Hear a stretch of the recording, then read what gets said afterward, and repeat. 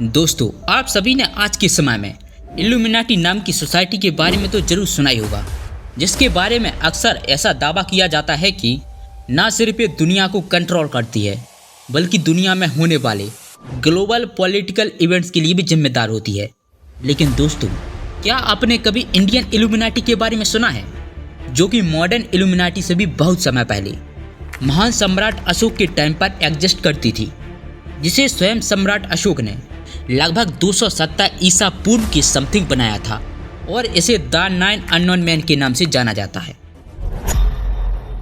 तो कहानी की शुरुआत कुछ इस तरीके से होती है कि मौर्य एम्पायर और कलिंगा एम्पायर में एक युद्ध हुआ था और ऐसा माना जाता है कि कलिंगा वॉर का आफ्टरमैथ या परिणाम इतना ज़्यादा खराब था कि उसे देखकर अशोक ने बुद्धिज्म को एक्सेप्ट कर लिया था और वॉर नाम के इस बैट को त्याग दिया।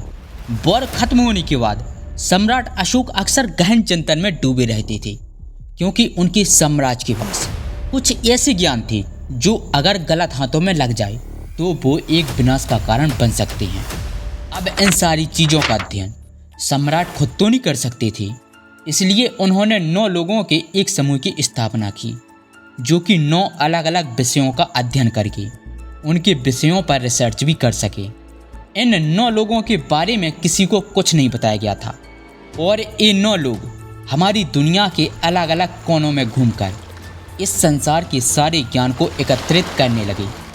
इस काम को ठीक ढंग से करने के लिए इन सभी ने एक एक किताब अपने पास रखी, जिसमें वो उन सारी ज्ञानवर्धक बातों को लिखते थे जिस पर उन्होंने रिसर्च की हो। और उनको यह भी कहा गया कि इन केस अगर वो रिटायर्ड हो जाएं या फिर उनकी मौत हो जाए तो उनके अपने स्टडी फील्ड के सक्सेसर इस रिसर्च को आगे बढ़ाएंगे और यहाँ से हुई भारत या पूरे विश्व की पहली सीक्रेट सोसाइटी की शुरुआत, जो इंसानियत के संरक्षण के लिए बनी थी। कई लोगों का ये भी मानना है कि 9 अननोन मैन आज भी हमारे बीच हैं और ये लोग अपनी अपनी किताबों के ज्ञान को इस दुनिया से बचा के रखते हैं। यहाँ पर एक सवाल जो हमारे मन में आता है कि आखिर इन 9 लोगों की किताबों में किन सब्जेक्ट की नॉलेज है।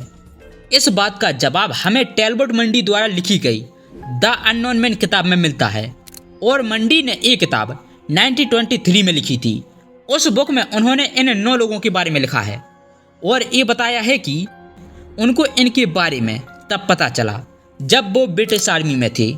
तो चलिए हम मंडी की किताब और कुछ दूसरे रिसोर्स की मदद से इन 9 बुक्स के सब्जेक्ट के बारे में जानने की कोशिश करते हैं।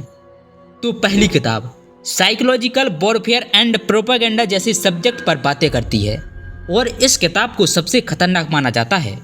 लोगों का मानना है कि अगर कोई इंसान इस किताब में लिखी गई बातों को समझकर उस पर अमल करता है तो वो साइकोलॉजिकली काफ़ी स्ट्रॉन्ग हो जाएगा। वो किसी भी इंसान या फिर हजारों इंसानों को एक साथ अपनी बातें मनवा सकता है और ये वॉर या फिर प्रोपेगेंडा में काफ़ी काम आती है। शायद इसलिए पहली किताब को सबसे ज़्यादा खतरनाक माना गया है, क्योंकि इसके नॉलेज मात्र से एक इंसान पूरी जनता को अपने इशारे पर नचा सकता है। दूसरी किताब फिजियोलॉजी पर है और इस किताब में इंसानी शरीर की पूरी जानकारी है। इस किताब की जानकारी रखने वाला आदमी किसी को भी छूने मात्र से उसकी जान ले सकता है और इसे द टच ऑफ डेथ नाम से दर्शाया गया है।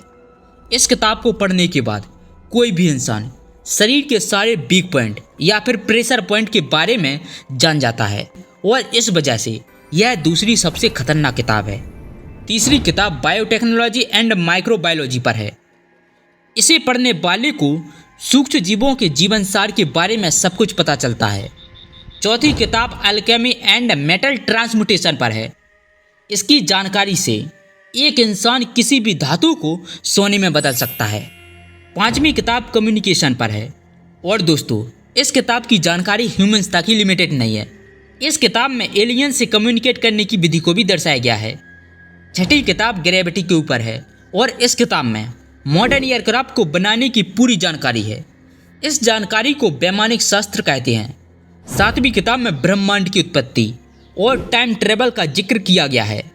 आठवीं किताब लाइट और उसकी स्पीड पर है और इस किताब में लाइट को एज अ वेपन के रूप में उपयोग करने की प्रक्रिया को दर्शाया गया है।